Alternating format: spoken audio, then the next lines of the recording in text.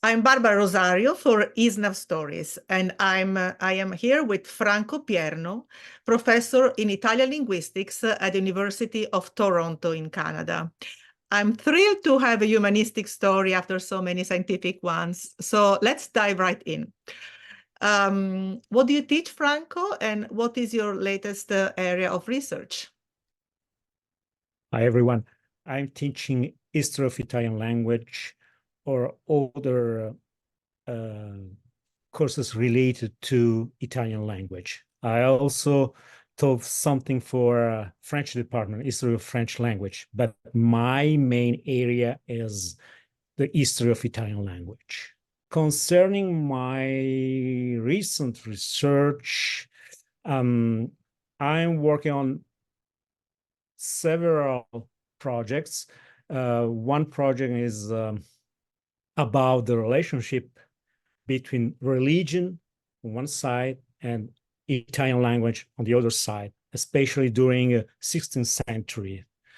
And another project closer to my geographic situation is on the texts published by Italian immigrants in North America during the first wave of immigration. So the end of the 9th century and the beginning of the 20th century. And can you give a summary of this research?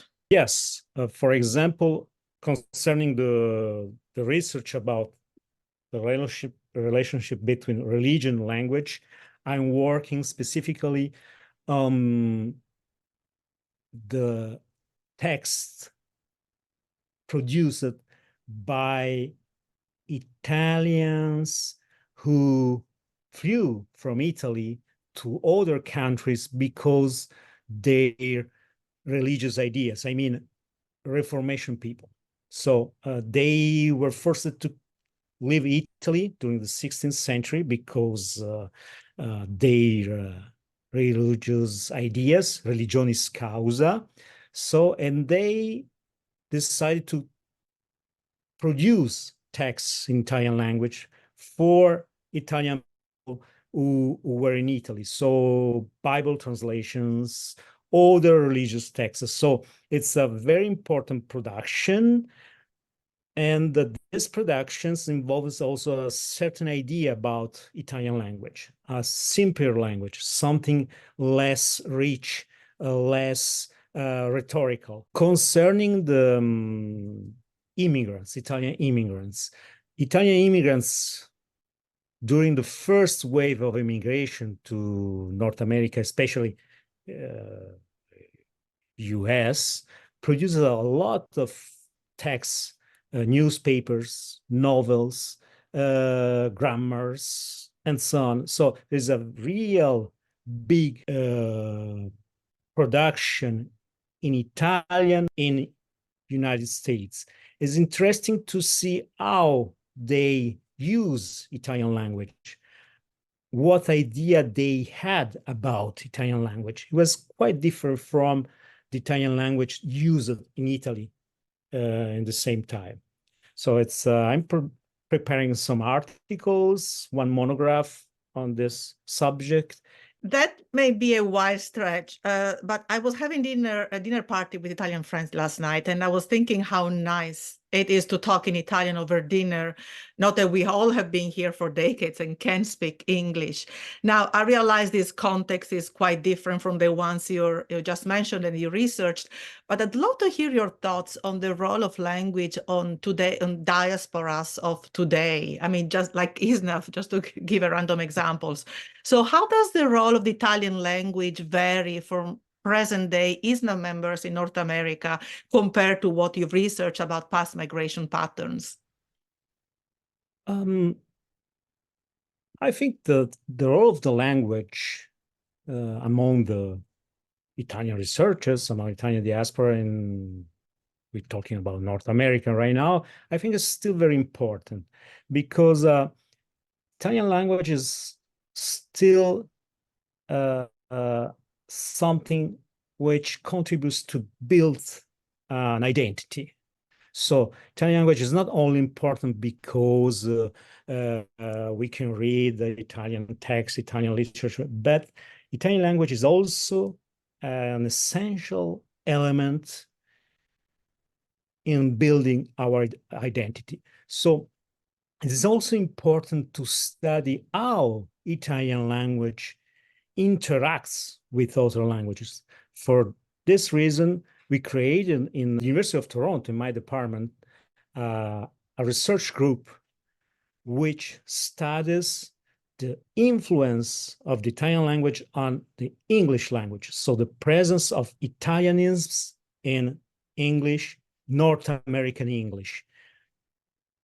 This is a branch of a big research group, which is at the Accademico della Crusca.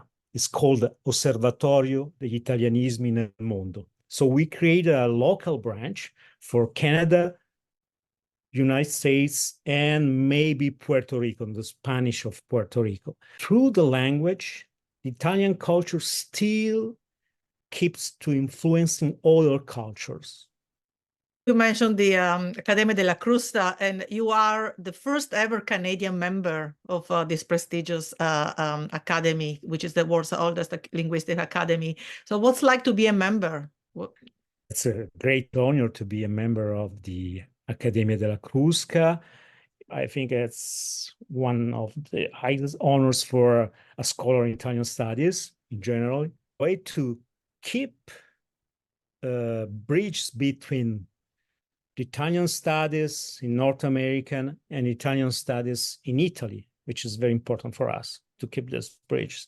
Maybe in the humanities is more important to keep bridges with Italy than in other disciplines, I think. But for sure, in Italian studies is very important.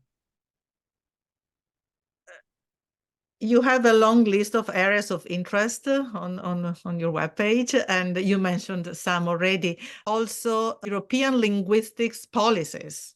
What can you tell us about this? I studied the influence of the contemporary church in the evolution of the contemporary Italian. So that way, I studied the European policy languages. So the role played by the church in the European policy languages, and specifically in the policies of Italian language, because the church played a pivotal role, I think, in this European policy languages, because especially after the Vatican Council, Second Vatican Council, the church totally changed the linguistic situation in Italy, because it was possible to celebrate in Italian language, it was possible to read the Bible in Italian, and so on. And this role continues until our days. You also study French language and lexicography. So you were talking before about the role that Italian has for the identity. Do you see the same role also for French or other languages, or is there a difference between the two languages in that regard? I have to make a distinction between Canada and the United States. In Canada, French language is a national language, so the Francophone speakers don't really need to affirm their identity through the language. French language is a national language, so it's another situation in comparison to Italian. United States, the Italian language is perceived as a real strong tool to consolidate and to affirm a national identity. Because, the French situation is different. You have Francophone speakers from France, from Quebec, from some African countries, and so on. So the language is not something you can use to affirm a national identity, because as a language used in many countries, it's an official language for many countries. This Italian situation is different. Italian language is a symbol of the Italian national identity. You were born in Canada, but studied and worked in many places in Italy and in Europe. Tell us about your academic journey and also when and why did you move back to North America? Yes, so I was born in Canada by accident. Oh, Then my sorry. family decided my father decided to come back to Europe. So I spent part of my life in Italy. I studied at the University of Pavia first theology at the Episcopal Seminary of Pavia, and then Italian Linguistics and Literature at the University of Pavia. Then decided to go to France for my PhD, for my doctorat.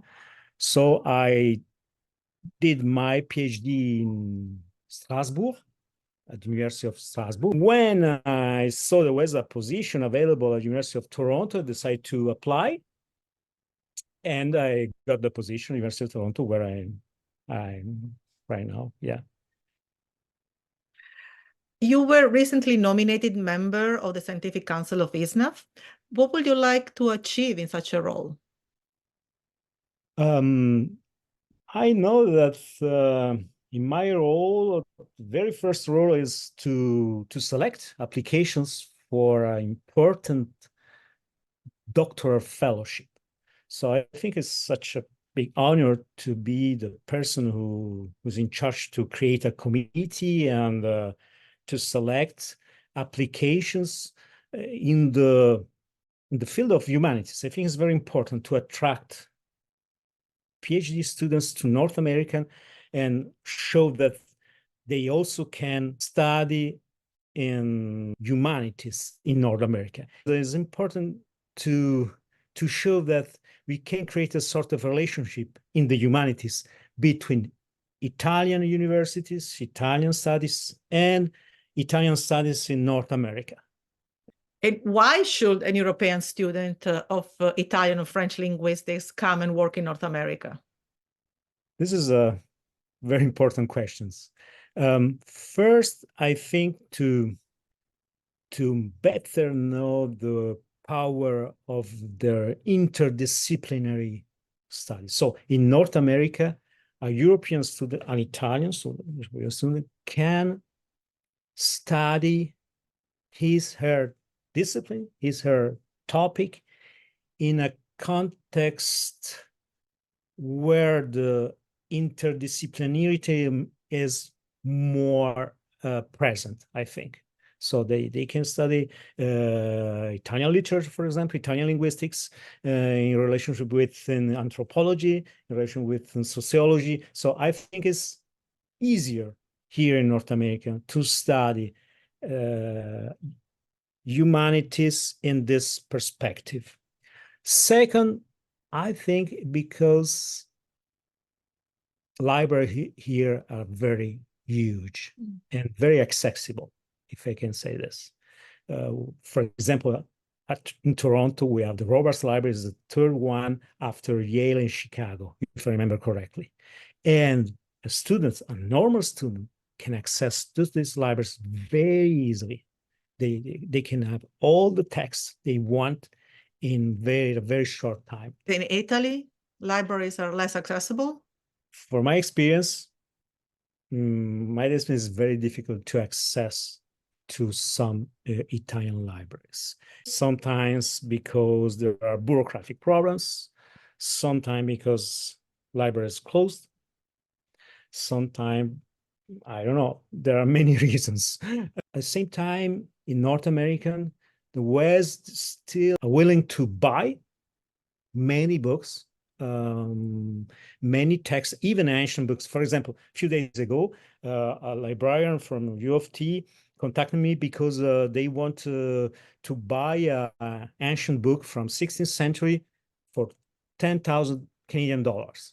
So there's still this willing to buy.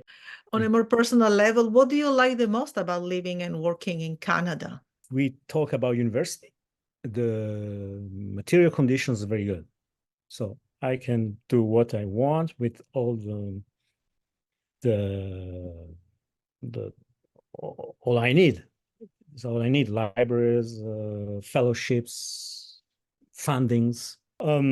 Also in Canada, particularly, you don't feel very far from the Italian culture, from the Italian society. Especially in Toronto, you have a strong presence of Italian, let's say, of the Italian culture. Just let me give an example. In Toronto, we have newspapers in Italian, daily newspapers in Italian. We have radio channels in Italian language. We have a broadcast. So we have TV programs in Italian, news in Italian language. Moreover, I think we are not very far from Italy, 6-7 hours. You are in Europe. So it's almost an ideal situation, for sure. Is there anything else that you'd like to add? I hope that my presence in the ISSNAF, my role in the ISSNAF could be helpful. I really hope this, because I think humanities, especially Italian studies, North America, need to be, busted. We need a new life. And I think that ISSNAF is a very good way to show this presence in North America. I hope to be a good ambassador for humanities and Italian studies in North America through this important and prestigious association.